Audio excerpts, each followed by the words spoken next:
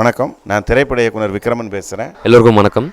My name is Rajat. India glitz நேயர்களுக்கு என்னுடைய வணக்கம். என்னுடைய பேர் லியோ. இந்தியா கிளிட்ஸ் வியூவர்ஸ்க்கு வணக்கம். நான் கார்த்திக் யோகி. இந்தியா கிளிட்ஸ் நேயர்கள் அனைவருக்கும் வணக்கம். என் பேர் அஸ்வத். வணக்கம், என் பேர் பினிஷ்.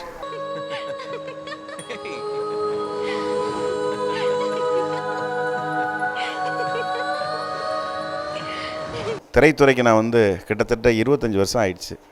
அதாவது இயக்குனராக அறிமுகமாகி 25 வருடங்கள் ஆயிடுச்சு.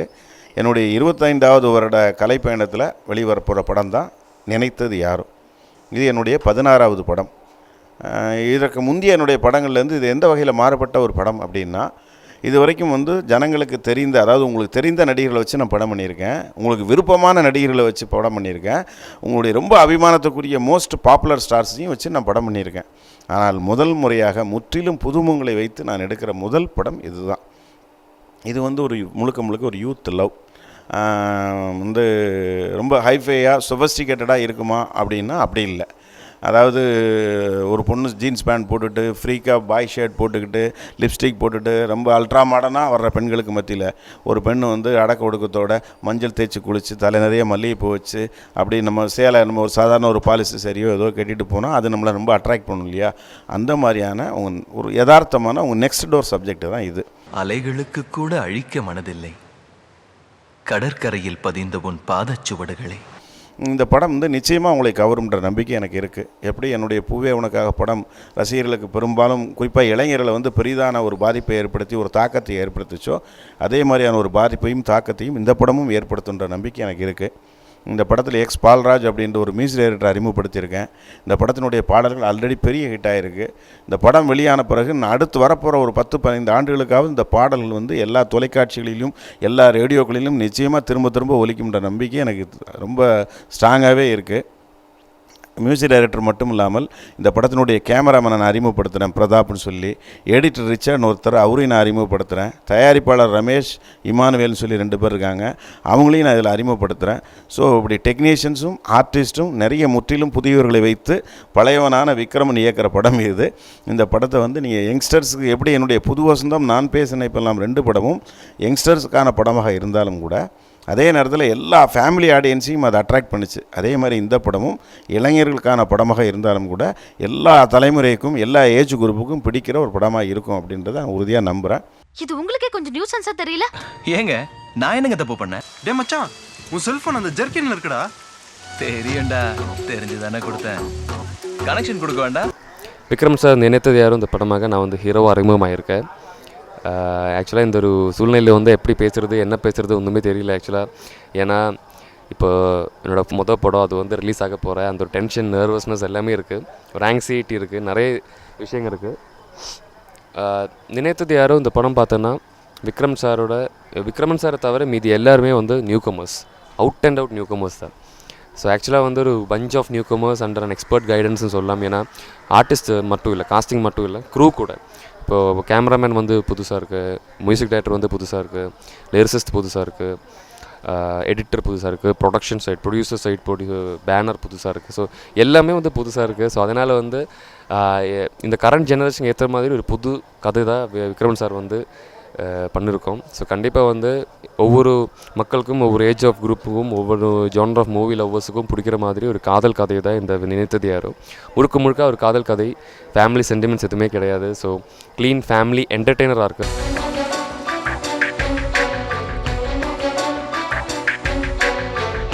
நான் இந்த மூவியில் ஒரு நல்ல கேரக்டர் பண்ணியிருக்கேன், நினைத்தது யாரோ விக்ரமன் சார் மூவியில். கண்டிப்பாக இந்த படம் மிகப்பெரிய வெற்றியடையும். எனக்கு ஒரு நல்ல வாய்ப்புகள் இனிமேல் தேடி வரும்ன்ற நம்பிக்கை இருக்குது. எனக்கு ஒரு நல்ல ஒரு க்ரோத் இந்த மூவிலேருந்து கிடைக்கும். தேங்க்ஸ் டு விக்ரமன் சார் இந்த வாய்ப்பு கொடுத்ததுக்காக. Thanks to Abhishek films, Ramesh sir, Emmanuel sir. Thanks to studio 9 எங்களை நல்ல விதமாக ப்ரொமோட் பண்ணுறாங்க. கண்டிப்பாக இந்த படம் ரொம்ப நல்லா வந்திருக்கு. சார் ஒரு நல்ல லவ் ஃபிலிம் எடுத்திருக்காரு.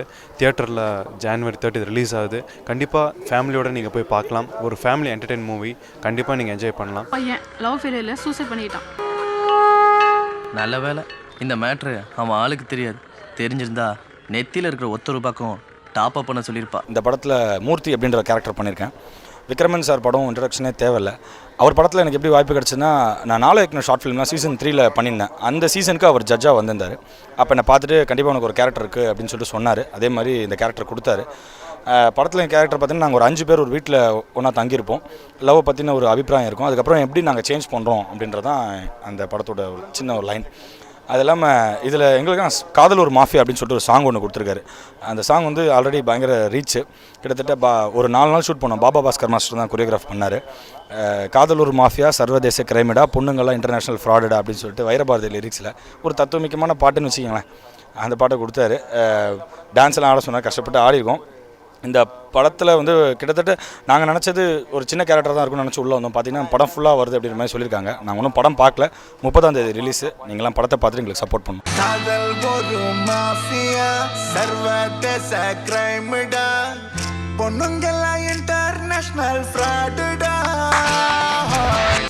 விக்ரமன் சார் டைரக்ட் பண்ணுற நினைத்தது யாரோ அவரோட 16th மூவி. இந்த மூவியில் நான் ஒரு சப்போர்ட்டிங் ரோல் பண்ணியிருக்கேன். என்னோடய கேரக்டர் பேர் வந்து கார்த்திக். அவர் ஒரு ஃபுட்பால் பிளேயர். படம் வந்து full and full youth entertainer. Love, comedy, romance எல்லாமே இருக்குது. அவரோட இதுக்கு முன்னாடி வந்த படங்கள் மாதிரி இதுவும் வந்து நீங்கள் ஃபேமிலியோடு போயிட்டு நல்லா என்ஜாய் பண்ணிவிட்டு எந்த விதமான ஒரு விரசமும் இல்லாத ஒரு ரொம்ப டீசெண்டான ஒரு மூவி. சார் சொன்னார். ஸோ அதை நம்புகிறோம். நாங்கள் இன்னும் படம் பார்க்கல. Jan 30th படம் ரிலீஸ் ஆக போகுது. படத்தில் வந்து 5 பாடல்கள் இருக்குது. அதில் காதல் ஒரு மாஃபியா அப்படின்னு ஒரு லைட்டாக ஒரு கானா சாங் மாதிரி ஒன்று வரும். பசங்க வந்து பொண்ணுங்களை கலாய்ச்சி பாடுற மாதிரி, பொண்ணுங்க லவ் மோசம் அப்படின்னு சொல்கிற மாதிரி, பொண்ணுங்க வந்து பசங்க லவ்வை கலாய்ச்சி பாடுற மாதிரி ஒரு பாட்டு. அந்த பாட்டில் நாங்கள் வரோம். நாங்கள் ஒரு 5 யங்ஸ்டர்ஸ் படத்தோட ஸ்டார்டிங்கில் வரோம். அதுக்கப்புறம் அப்படியே வந்து அந்த story moves on to the lead characters Rejith and Nimisha. அவங்களும் நியூ கமர்ஸ் தான். ஸோ ஆக்சுவலி இந்த படத்தில் வந்து எல்லா பேருமே நியூ கமர்ஸ் தான், எக்ஸப்ட் த டைரக்டர். ஸோ எங்களுக்கு எல்லாமே இது வந்து ஒரு பெரிய ஆப்பர்ச்சுனிட்டி. இந்த ஆப்பர்ச்சுனிட்டியை கொடுத்த டைரக்டர் சாருக்கு வந்து நான் ஒரு பெரிய தேங்க்ஸ் சொல்லிக்கிறேன். அண்ட் ஐ விஷ் இந்த படம் ஒரு சக்ஸஸான மூவியாக வந்து எங்களுக்கு எல்லாத்துக்கும் ஒரு பிரேக் கிடைக்கணும் அப்படின்னு சொல்லிட்டு உங்களோட வாழ்த்துக்கள் கண்டிப்பாக தேவை. முகத்தை பார்த்தாலே எனக்கு ஆத்திரமா வருது. கரெக்ட்.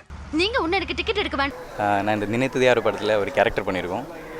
இதுக்கு முதல்ல விக்ரமன் சாருக்கு தேங்க்ஸ் சொல்லிக்கிறோம். ஏன்னா இது என்னோடய ஃபர்ஸ்ட் எக்ஸ்பீரியன்ஸ். இது வரைக்கும் நடிச்சதில்லை. சார் வந்து இந்த ஒரு வாய்ப்பு கொடுத்ததுக்கு ரொம்ப தேங்க்ஸ். எல்லாமே இந்த படம் பண்ணும்போதே ஒரு நல்ல எக்ஸ்பீரியன்ஸ் கிடச்சிது.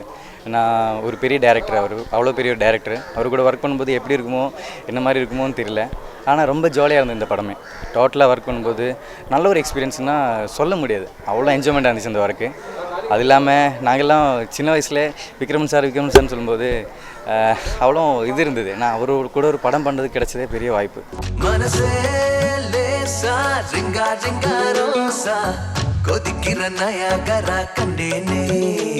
இந்த படத்தை தயவுசெய்து தியேட்டரில் பாருங்கள். எங்களுக்கு சப்போர்ட் பண்ணுங்கள். நன்றி. ஸோ கண்டிப்பாக வந்து நினைத்தது யாரோ 30th ரிலீஸ் ஆக போகிறேன். ஸோ நீங்கள் எல்லாருமே தியேட்டர் போய் பார்த்துடுங்க. Thank you so much. தேட்டரில் மட்டும் போய் பாருங்கள். Thanks. Thank you. Thank you. Thanks a lot.